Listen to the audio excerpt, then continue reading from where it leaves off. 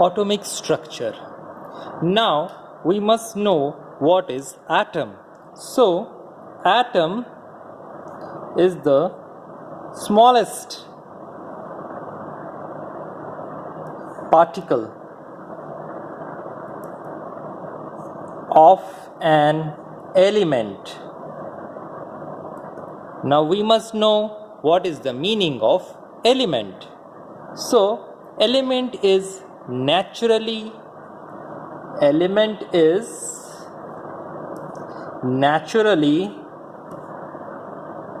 occurring substance.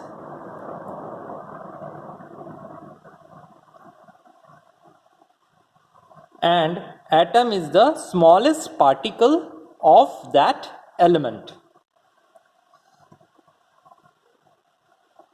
The atom was considered as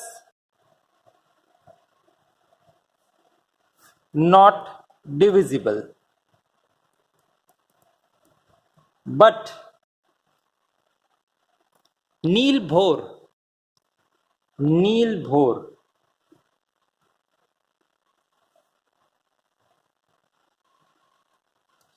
he is a Danish physicist, and in 1913 he said that what is the perfect structure of an atom. So according to the Danish physicist Niels Bohr, atom consists of positively charged nucleus around which electrons revolve in different circular orbits. So what does Niels Bohr said? He said that atom is positively charged.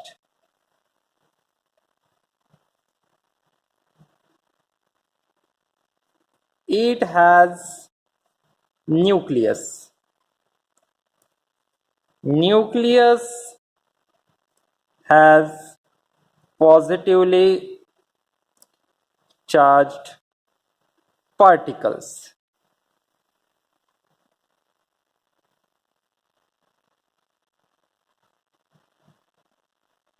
Which are called as protons. And this nucleus is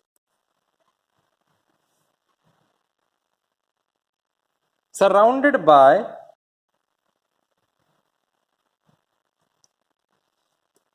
negatively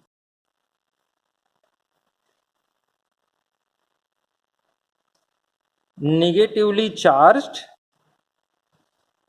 particles called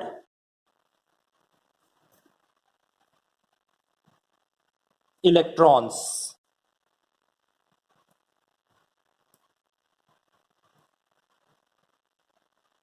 So what we are saying that atom is the smallest particle of element which was previously considered as not divisible, but later Niels Bohr, a Danish physicist, he said that it is further consists of a nucleus. This nucleus consists positively charged particles, protons, and these protons which are inside the nucleus, this nucleus is surrounded by electrons which are negatively charged. Means, in short, we can say that the electrons are revolving around the atoms. So these electrons are revolving in a circular direction, and the place where these electrons move around the nucleus, the position is called as orbit. Next, the electrons move in certain orbits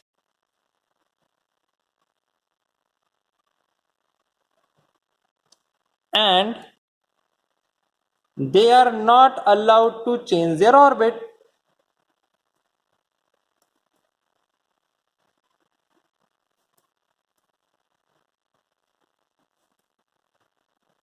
Means the electrons cannot change their orbits.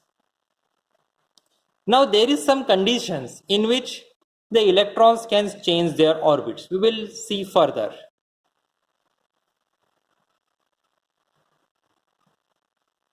Each electron has specific amount of energy. Electrons has specific amount of energy.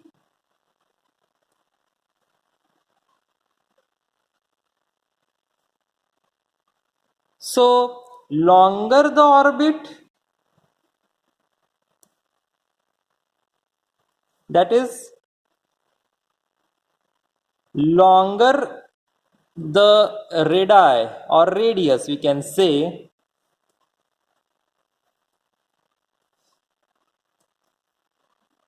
the greater the energy.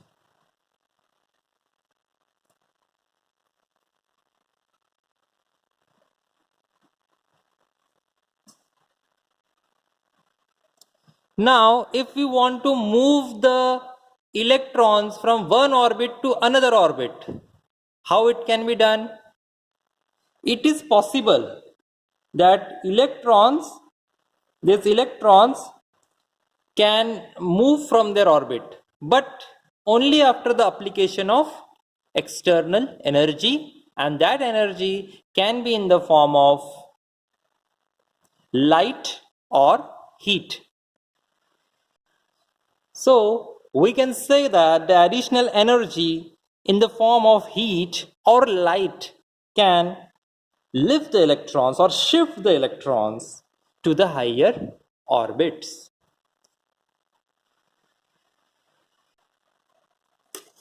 So in this diagram, suppose this is the structure of atom.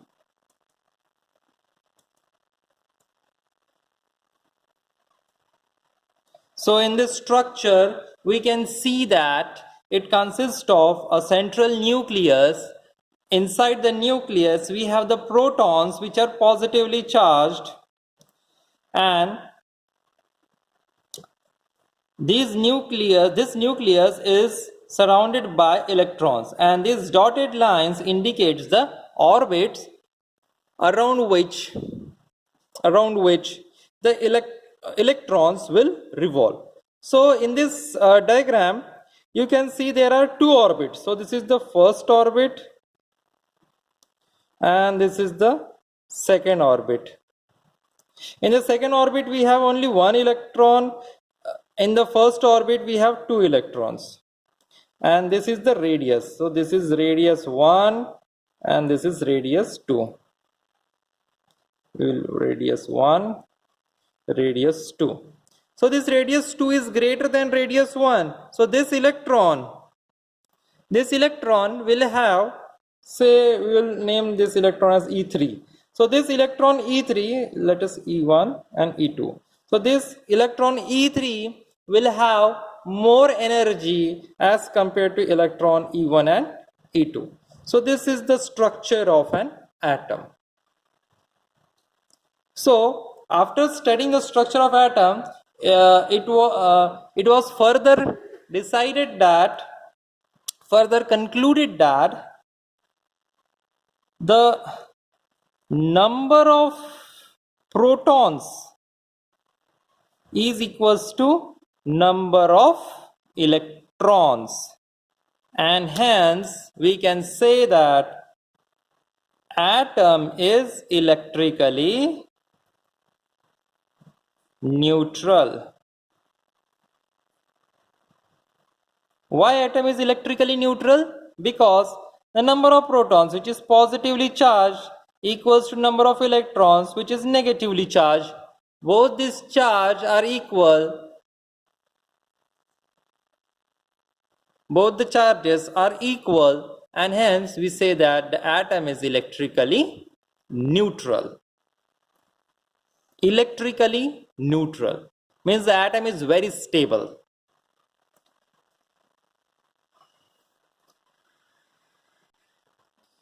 To have in-depth knowledge about all the elements, we must know what is a periodic table of elements.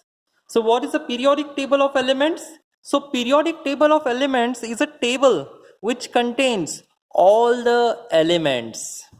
So in this periodic table, we find that there are around 118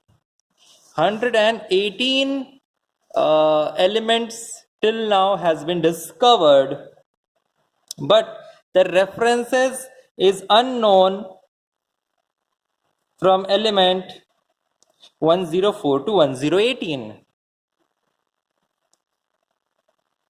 They have given the names, but still now it is not yet cleared about the existence of this element, but the scientists have discovered them.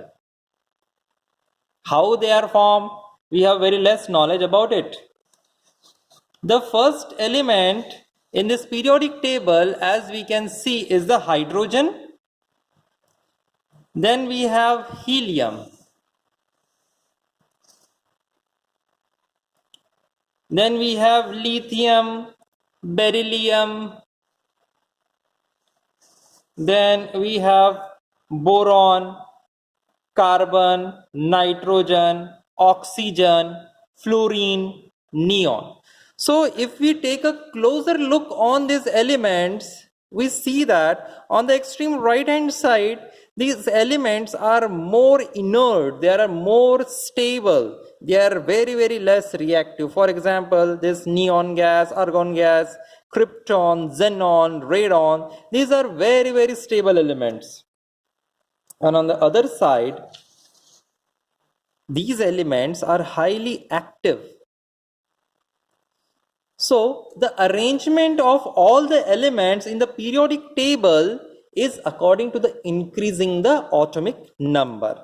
For example, if we see potassium, atomic number is 19. Then next number is calcium, atomic number is 20. Scandium, 21. Titanium, 22. Vanadium, 23. Chromium, 24. So all these elements are arranged in the order of increasing the atomic number. So I think you students have studied all the elements in the course chemistry, basic chemistry. So I won't go further in detail. So here in our course basic electronics, we have to focus our attention on these elements: carbon, silicon, germanium. The elements which are trivalent, elements which are pentavalent. So if we see this row from carbon, silicon, germanium, tin, lead. So on my left hand side, the elements such as boron, aluminium, gallium, indium, these are trivalent, means the valency is 3. The outermost shell which I was talking about. So in this diagram, if we see,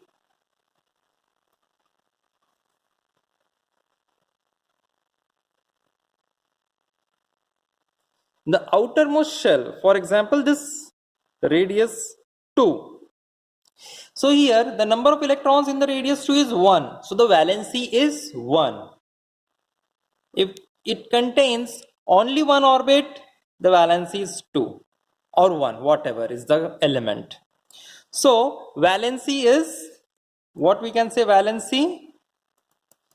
Number of valence electrons in outermost orbit. So this is valency. Now these elements, say carbon, silicon, germanium, the valency is 4. So see, if we see the electronic configuration, carbon atomic number is 6.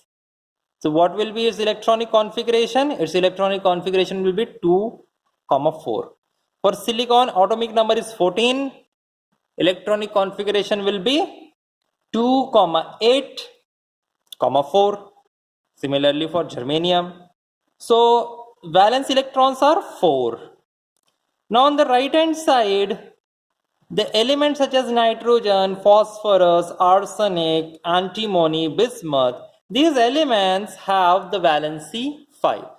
So the elements which are on the right hand side of the silicon, right hand side, all the elements have the valency 5. And on the left hand side, all the elements which are having the valency 3.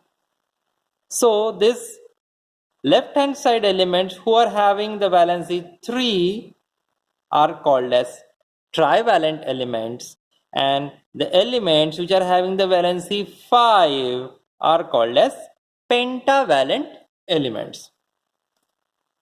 So we have to focus on this only. For remaining further knowledge, you can study your chemistry books. So for this introduction about the atomic structure, I stop here, and in the next session we will continue about what is the meaning of energy levels, energy bands, and we will discuss further in detail what is the semiconductor, what is a conductor, what is a insulator, etc. Thank you very much.